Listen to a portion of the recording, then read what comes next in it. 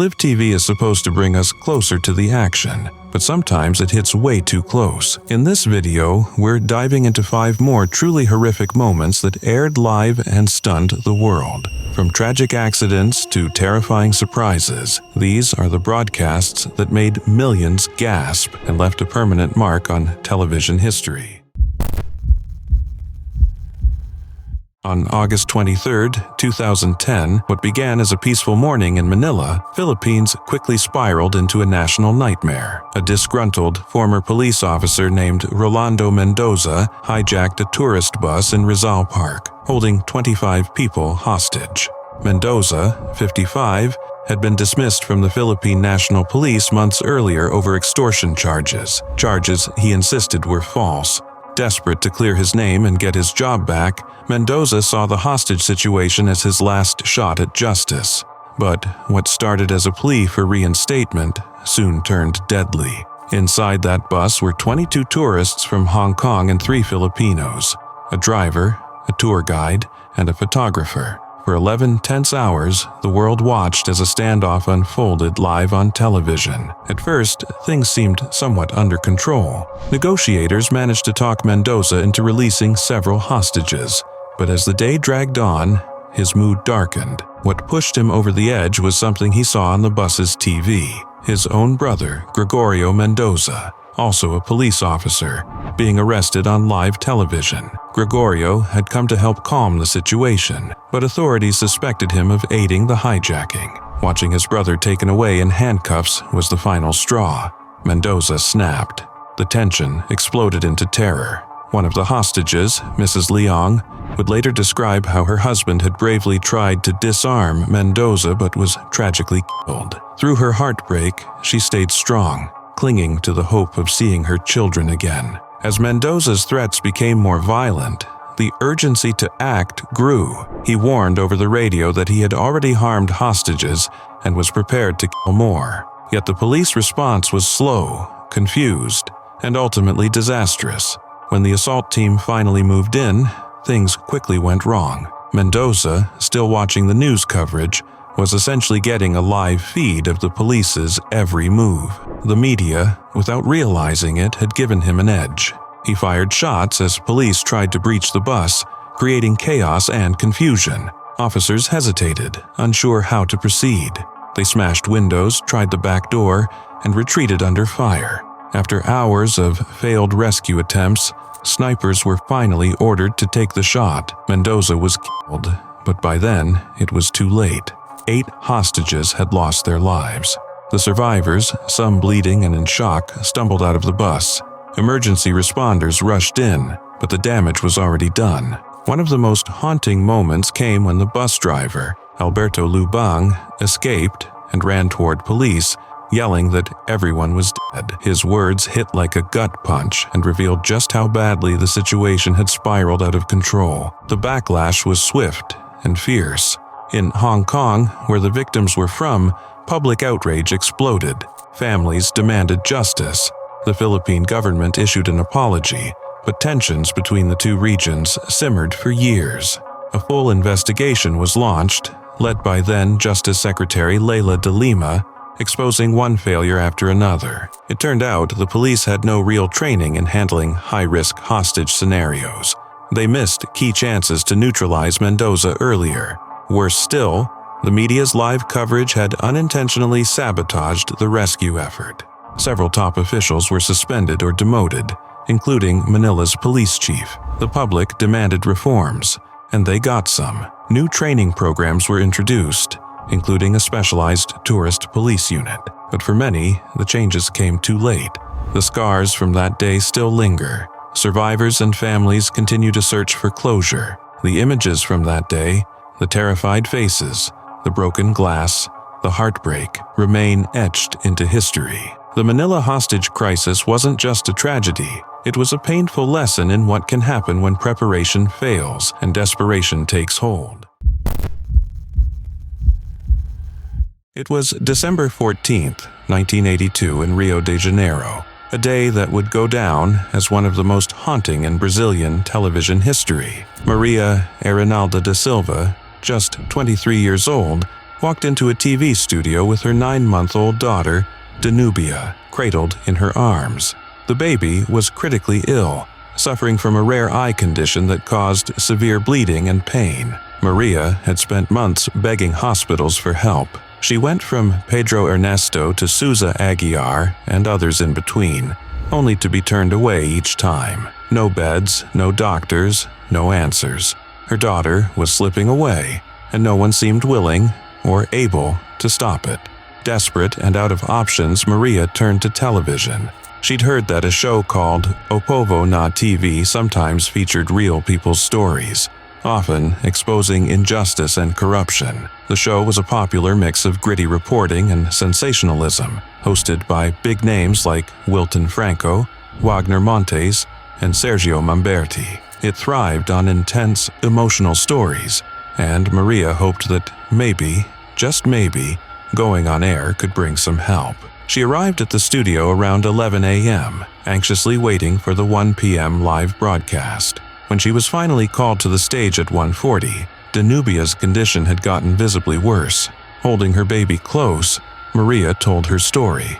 She explained the countless rejections and the hospitals that kept shutting their doors. The hosts listened and criticized the failing healthcare system while the camera zoomed in, capturing Danubia's fragile face for the nation to see. But as Maria spoke, something tragic unfolded. Danubia was dying, right there on live television. Viewers watched in disbelief as the baby's body grew still. Just 40 minutes into the broadcast, Danubia passed away in her mother's arms. But the show didn't stop. The hosts kept talking about hospital failures, about bureaucracy, about injustice. But for those at home, the unthinkable had just happened. They had witnessed a child's final breath on live TV. After the cameras finally cut, an ambulance arrived to take Danubia's body to the Forensic Medical Institute. Maria left the studio devastated, still holding her lifeless daughter. Oppovo Nod TV continued with its usual programming as if nothing had happened. No pause, no moment of silence, no real acknowledgement of the tragedy that had just unfolded on their stage. The reaction was swift and furious. Just 3 days later, a major newspaper published a scathing editorial accusing the show of turning a real-life death into entertainment. The broadcast, many said, had crossed an ethical line. The outrage spread quickly. Viewers and critics alike were appalled that the show not only aired such a sensitive moment, but did so without stepping in, without compassion, without care. While Oppovo Nod TV had always flirted with controversy, this moment became a breaking point. The show kept going for a while, but it never fully recovered. Then, in 1984, it was shut down for good, this time due to another scandal. One of its regular guests, Roberto Lenruber, who claimed to be a healer, was exposed for offering fake medical treatments on air. He and host Wilton Franco were both arrested for fraudulent medical practices. Even after the show ended, the memory of that day in 1982 lingered. Danubia's death remained one of the darkest moments in Brazilian broadcast history, not just for the loss, but for how it was handled. A mother's plea, a dying baby, and an audience who watched helplessly. Years later, Maria expressed mixed feelings. She was still grateful to Franco for giving her a platform when hospitals didn't. But for the rest of Brazil, the incident remains a powerful reminder of just how far is too far, especially when real lives are at stake. It was January 11, 2001, in Rio de Janeiro, Brazil, a day that was supposed to be filled with laughter and fun. On the set of Shucha Park, one of the most beloved children's TV shows in the country, cameras rolled as Brazilian pop icon Shucha Meneghel performed for a live audience of nearly 300 people, mostly excited kids. The set looked like a vibrant amusement park, with giant props, colorful rides, and playful characters. It was a world designed to delight, but everything changed in an instant. As Shucha and her dancers performed the show's final musical number, a small fire broke out in one of the show's signature props, a large spaceship used for grand entrances. At first, it didn't seem serious. A crew member grabbed a fire extinguisher to put it out. But instead of dying down, the fire spread fast, feeding on the plastic decorations that covered the set. Within seconds, flames were everywhere. Thick black smoke filled the studio, making it almost impossible to see or breathe. Panic swept through the crowd. Parents, children, and crew members scrambled toward the exits, trying to escape the growing inferno. The intense heat began to melt parts of the set, and in the chaos, some children got trapped. One terrifying moment stood out. A young girl became stuck on a Ferris wheel prop. Shucha's bodyguard, Leandro Nilsson, saw what was happening and didn't hesitate. He ran straight through the fire to rescue the girl, risking his own life to save hers. He managed to get her out, but the fire kept spreading. Despite the chaos, some cameras continued recording, capturing the disaster as it unfolded. That footage would later be broadcast across Brazil, shocking millions. By the time firefighters brought the blaze under control, the damage was overwhelming. A total of 26 people were injured, most from smoke inhalation. 2 children, aged 7 and 10, suffered severe burns. An adult who helped with the rescue efforts was also badly hurt. While no one died, the trauma was deep and lasting. The cheerful world of Shucha Park had turned into a nightmare. Shucha herself, though unharmed, was emotionally devastated. Known for her close connection with children, she was heartbroken by what had happened. In the days that followed, she visited the victims in the hospital, offering comfort and support. But the emotional toll was undeniable. Investigators later confirmed the fire was caused by an electrical short circuit in the spaceship prop. There was no foul play, just a tragic accident. Still, the impact was huge. Shucha Park, which had been on the air since 1994, was immediately put on hold. Globo, the network behind it, decided to cancel the show for good. 8 unaired episodes were permanently shelved out of respect for those affected. The set was destroyed, and the magic that once filled it was gone. Shucha never returned to children's television in the same way again. For the children in that audience, and the millions who watched her every weekend, Shucha Park was more than a show. It was a piece of childhood. But after that day, it became a painful memory. No lives were lost, but the fire ended an era and left emotional scars that would last a lifetime. It was the evening of September 2nd, 2011, and millions of Chileans were tuned into Calle 7, a popular game show, expecting another lighthearted night of entertainment.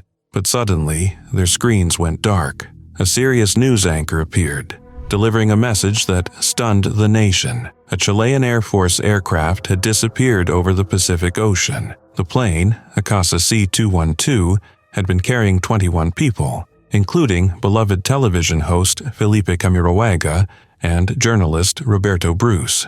It vanished near Robinson Crusoe Island, a remote spot far off Chile's coast. What started as a routine relief mission ended in one of the country's most heartbreaking tragedies. The aircraft had departed from Santiago earlier that day, part of a humanitarian effort to document reconstruction work after the devastating 2010 earthquake. The team from TVN, Chile's national broadcaster, was traveling to highlight how communities were rebuilding. On board were TV crew members, businessman Felipe Cubillos, and others dedicated to the cause. As the plane approached the island, the weather turned treacherous. Heavy rain and fierce winds made landing nearly impossible. The pilots aborted 2 landing attempts due to poor visibility. On their 3rd try, communication was lost. Minutes later, the plane vanished from radar. Rescue teams mobilized immediately. Local fishermen joined the search, combing the seas in hopes of finding survivors. But as hours passed and no one was found, hopes began to fade. The Chilean government soon confirmed the worst. There were no survivors. The loss was felt deeply across the country. Felipe Camiroaga wasn't just a TV host. He was a national icon. Known for his charm, generosity, and genuine warmth, he had become a fixture in Chilean households. His morning show Buenos Dias a Todos was a daily comfort to millions. The idea that he, and others like Roberto Bruce, were suddenly gone was unthinkable. Newsrooms were paralyzed. TVN colleagues struggled to continue broadcasting, breaking down on air. Across Chile, people gathered to mourn. Outside TVN headquarters, candles were lit, flowers laid, and tears flowed freely. Then came a haunting discovery. Among the wreckage, divers found a memory card, carefully sealed in a water bottle. It belonged to Romina Irarazabal, a photographer who had been on the flight. Miraculously, the card survived. On it were 409 images, including 6 taken during the final moments. One showed the plane's cabin floor, another captured water rising against a window. Somehow, Romina had sensed what was coming and preserved a final glimpse of their journey. Investigators later concluded that sudden wind gusts and turbulence caused the plane to lose stability. It was flying low and slow, conditions that left little room for error. The aircraft crashed into the ocean, its wreckage scattered across the seafloor. The aftermath was devastating. Recovery efforts continued for months. Some victims' bodies were found, others never were, but the emotional toll had already been etched into the heart of the nation. The 2011 Aasa C212 crash wasn't just a tragic accident. It was a moment that united a grieving country. It took away familiar faces, voices that had comforted and inspired. Today, their memory still lingers, in the photos Romina left behind, in every tribute aired, and in the hearts of a country that will never forget. On September 28, 2012, a routine Fox News broadcast took a shocking turn that would leave a lasting mark on American television history. What started as coverage of a high-speed police chase in Phoenix, Arizona, ended in a tragedy that millions of viewers would never forget. That morning, 33-year-old Jodan Romero, already wanted for a parole violation, stole a car at gunpoint in a Phoenix parking lot. Police quickly began pursuit. Romero raced through city streets, running red lights and putting countless lives at risk. The danger escalated further when he opened fire at officers and even aimed his gun at a news helicopter following overhead. To avoid putting more people in harm's way, police pulled back, using unmarked cars and aerial surveillance to track him. Eventually, Romero drove out of the city and into the Arizona desert. Around this time, Fox News had picked up the live feed, broadcasting the chase to millions. As viewers watched, Romero abandoned his vehicle on a dusty road and began walking aimlessly through the desert. In the studio, anchor Shepard Smith grew increasingly uneasy. "This scares me," he said on air, sensing something was about to go wrong. Then it happened. Without warning, Romero stopped walking, pulled out a handgun, and took his own life on live television. In the Fox News control room, panic erupted. Smith, realizing what was happening, yelled, "Get off! Get off! Get off!" assuming the broadcast delay would give producers time to cut the feed. But the delay didn't work. The footage aired unfiltered. Millions of viewers saw it happen in real time. Moments later, the feed cut to commercial. When Smith returned, he was visibly shaken. He apologized directly to viewers, saying, "We really messed up and we're all very sorry." Fox News later issued a public statement, calling the incident a severe technical and human error. But for Romero's family, especially his children, the damage was irreversible. Romero had 3 kids, ages 9, 13, and 15. They were at school when rumors started spreading about the broadcast. After school, the older boys searched online and discovered the footage. At first, they didn't recognize the man. Then came the horrifying realization. They had just watched their father die. The emotional impact was devastating. Neither boy returned to school. They suffered from nightmares, flashbacks, and deep emotional trauma. Their mother, Angela Rodriguez, later described how their mental health rapidly deteriorated after seeing the footage. She took legal action against Fox News, arguing that their negligence had exposed her children to unimaginable harm. The broadcast ignited national outrage. Critics questioned why such dangerous situations were being aired live with so little oversight. Police chases had long been used to boost ratings, but now the cost was clear. Viewers, especially children, had seen something they never should have. Romero's actions that day were undeniably serious, but the way his life ended, broadcast without warning, sparked a larger debate. How far should news coverage go? What are the responsibilities of media in moments of crisis? For Romero's family, the loss was deeply personal. For the media, it was a wake-up call. And for viewers, it was a moment that can never be unseen.